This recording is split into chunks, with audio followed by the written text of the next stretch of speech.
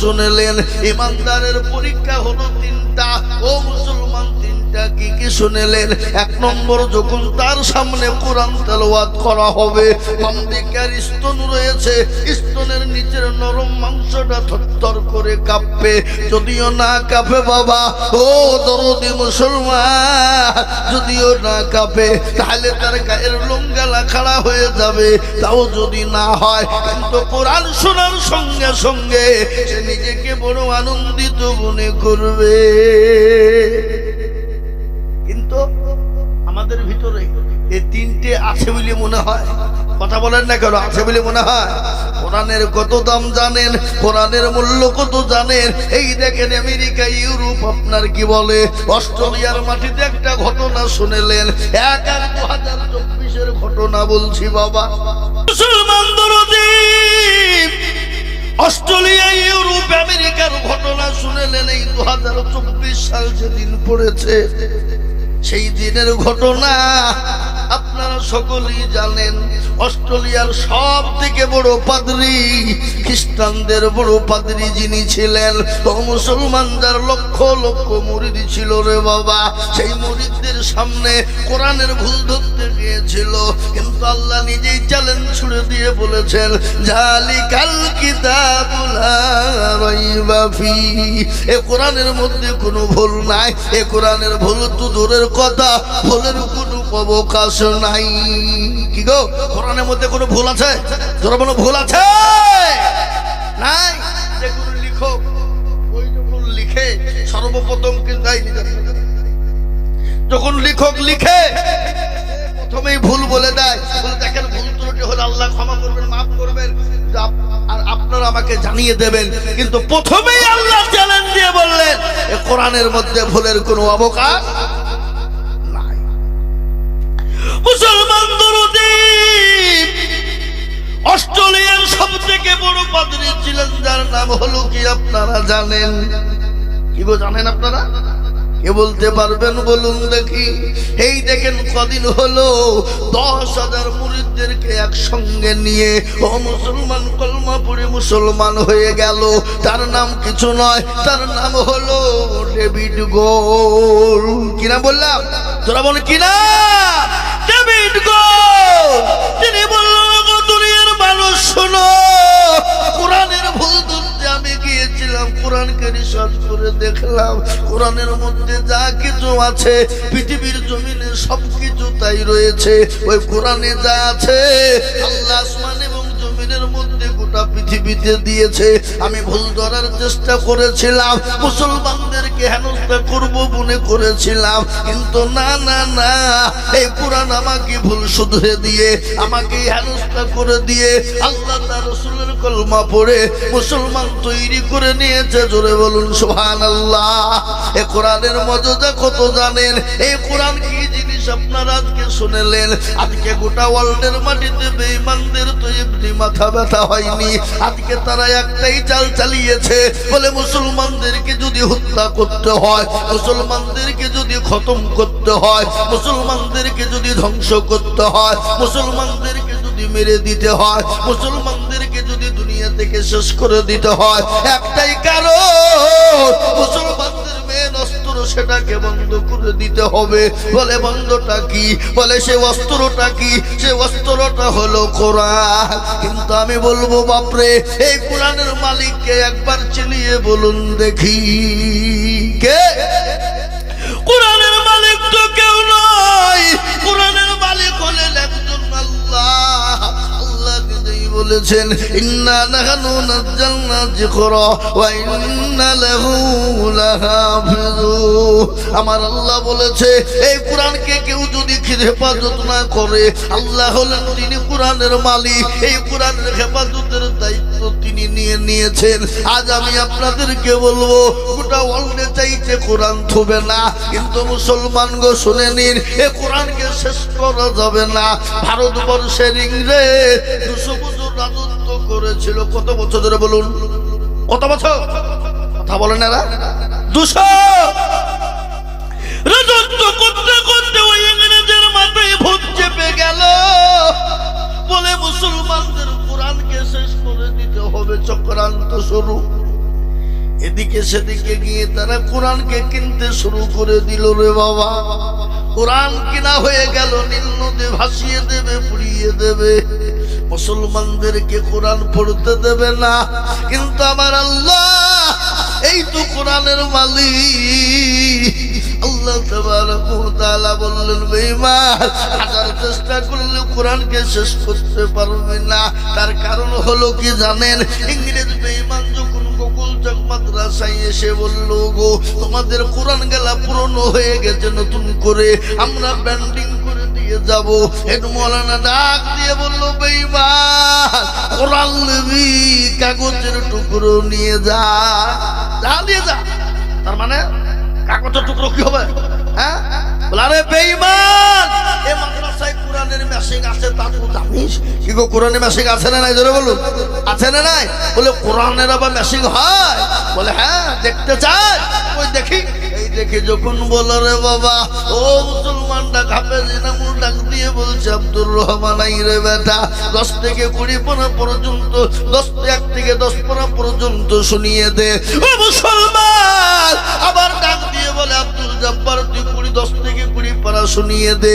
আবার বললে, আব্দুল সোভান, তুই 20 থেকে 30 পারা শুনিয়ে দে।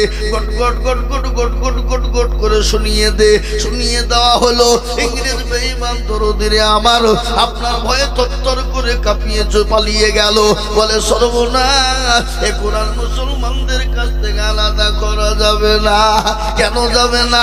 এ কোরআন মুসলমানরা সেনার ভিতরে ভরে নিয়েছে। এ কোরআন মুসলমানদের কাছ থেকে কিয়ামত পর্যন্ত আলাদা করা যাবে না। আজ আমি আপনাদেরকে বলবো, ও মুসলমান দরদি গো, এই কোরআনের উপর চতুর্দিক দিয়ে উঠে পড়ে লেগেছে শেষ করা, কিন্তু পারবে না। কেন পারবে না জানেন? ইসলামকে, কোরআনকে ধ্বংস করার জন্য ফেরাউন পারেনি, নমরুদ পারেনি, আবু জেহেল পারেনি, আবু লাহাব পারেনি, উতবা পারেনি, সাইবা মুগিরা পারেনি। এই যুগের বেঈমান তারাও পারবে না। একটু হাতটা উঁচু করে সকলেই বলুন ইনশাআল্লাহ। হাত তুলুন। নামাজ আপনারা অনেকেই তুললেন না। আপনারা মনে করছেন যে তুললে হয়তো বিপদ হয়ে যাবে নাকি? এ বাবজি, তুললে বিপদ নয়, তুললে বিপদ নয়। যারা তুলে দিল তারা জিতে গেল, যারা তুলতে পারল না কি হলো? হেরে গেল। ওরা মনে করছে মৌলবি দেখতে পাবে না। আগে আমি আজিজুল হক দেখতে পেলেও ভালো, আর না পেলেও ভালো। কিন্তু যে দেখার সে কে? জোরে বলুন কে? তিনি তো হলেন আল্লাহ। সবাই বলে আমি ভালো, আমি জানি কি। সবাই বলে আমি ভালো, আমি জানি কি। আমার মনের গোপন খবর জানে আল্লাহ জি। আলোতে আধারে নির্জনেতে কথা কি করেছ তুমি সব জানে সে। তাহারি চোখে থেকেও যাবে না পাখি, আমি জানি কি। সকলের কাছে ফাঁকি দেওয়া যাবে, কিন্তু আমার আল্লাহর কাছে ফাঁকি দেওয়া যাবে না। আজ আমি আপনাদেরকে বলবো, বাপরে, এই কোরআনের জন্য সাহাবারা বার গেলেন, তারা রক্ত দিলেন, বিবিকে বিবাহ করলেন, সন্তানকে ইতিম করলেন। এই কোরআনের জন্য নবী আমার তাইফের ময়দানে রক্ত দিলেন, উহুদের প্রান্তে মার খেলেন, বদরের প্রান্তে বার খেলেন। এক নয়, দুই নয়, 11 নবী, বিশ্ব নবী 13টি বছর ধরে নির্যাতিত হলেন। তার উপর স্টিম রুলার মক্কার জমিনে চালানো হলো, তার উপর নির্যাতন চালিয়ে দেওয়া হলো। আবু জেহেল, আবু লাহাব, উতবা, সাইবা, মুগরা, আল্লাহ নবীর উপরে অত্যাচার শুরু করে দেওয়া হলো। আল্লাহ বলেন, নবী গো, আপনার জন্য মক্কার জমিনটা নিরাপদ নয়। ওগো নবী, এই মুহূর্তে মক্কা ছেড়ে মদিনার পথে চলে যান গো নবী। গজল আছে না? আজ নবী গো আমার বানায়া বাজার, হিজরত করিয়া চলেন মদিনায়। আজ নবী গো আমার ঘরায়া বাজার, শুয়ে আছে সোনার মদিনা। আব্দুল্লাহ পৃষ্ঠ হতে মায়া মিনার করবে জন্ম নিলেন নবী মক্কাতে। আজ নবী গো আমার ঘরায়া বাজার হিজরত করিয়া চলেন মদিনায়। নবী বলে হযরত আলী আচ্ছা বিছানা খালি, নবী বলে হযরত আলী আচ্ছা বিছানা খালি, আমার বিছানায় শুয়ে যাও। আজ নবী গো আমার ঘরায়া বাজার হিজরত করিয়া চলেন মদিনায়। আজ নবী গো আমার বানায়া বাজার শুয়ে আছে সোনার মদিনায়। ওই নবীর নামে দুরূদ পড়িলে, ওই নবীর নামে দুরূদ পড়িলে আমি দু চোখ নিভে যায়। আজ নবী গো আমার ঘরায়া বাজার হিজরত করিয়া চলেন মদিনায়।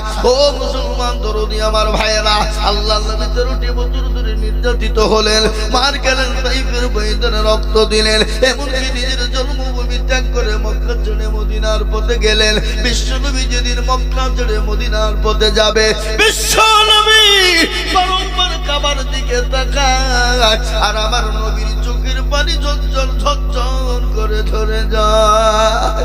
নবী বলেন কাবা রে, ওরে কাবা, আমি তো তোর খিদমত করব মনে করেছিলাম, কিন্তু খিদমত করতে দিল না, ওই কাফের বেঈমানরা দিল না। কাবা রে,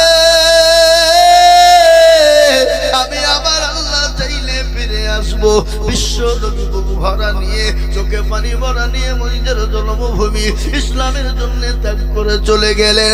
আজ আমি বলবো ও মুসলমান দরদি, আমাদেরকে রক্ত দিতে হবে না, নিজের জন্মভূমি ত্যাগ করতে হবে না, বিবিকে বিবাহ করতে হবে না, সন্তানকে এতিম করতে হবে না, নিজের জন্মভূমি ত্যাগ করে দিয়ে চলে যেতে হবে না, মার খেতে হবে না।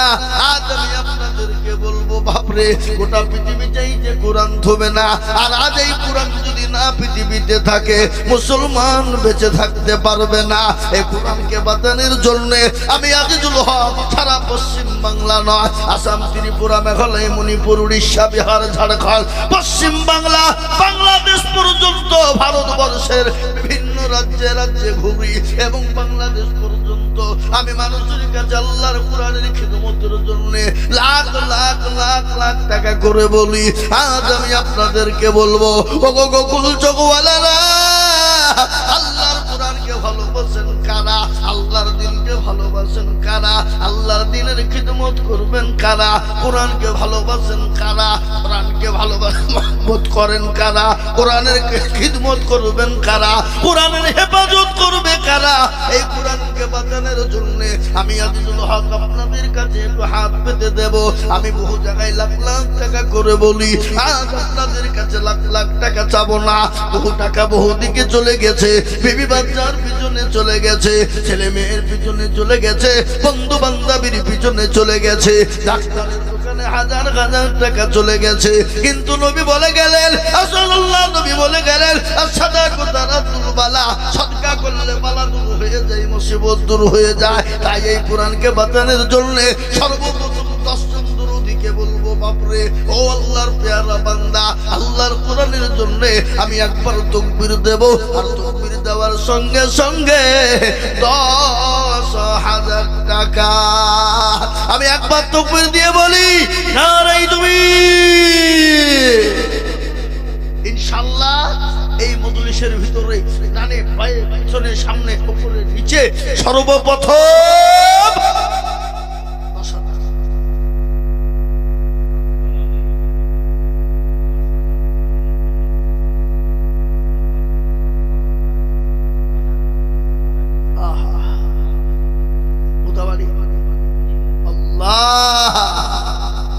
আসগর আলী, তার ভাইজান মারা গেছে, কোরআনের হাফেজ। সুবহানাল্লাহ। 10,000, 5,000 নগদ, 5,000। একবার চিলিয়ে বলি, নারাই তুমি। কি গো, একটু জোর হবে না? মনে হচ্ছে ডুমকুল মেডিকেলে ছিলেন, এসে বসলেন নাকি? মনে হয় জোরে বলুন, জোরে বলি না রে তুমি। যোগ্য ভাইয়ের যোগ্য ভাই কোথায় বসেছিল, ভাইয়ের কথা গো ভাইয়ের মনে হয়ে গেল।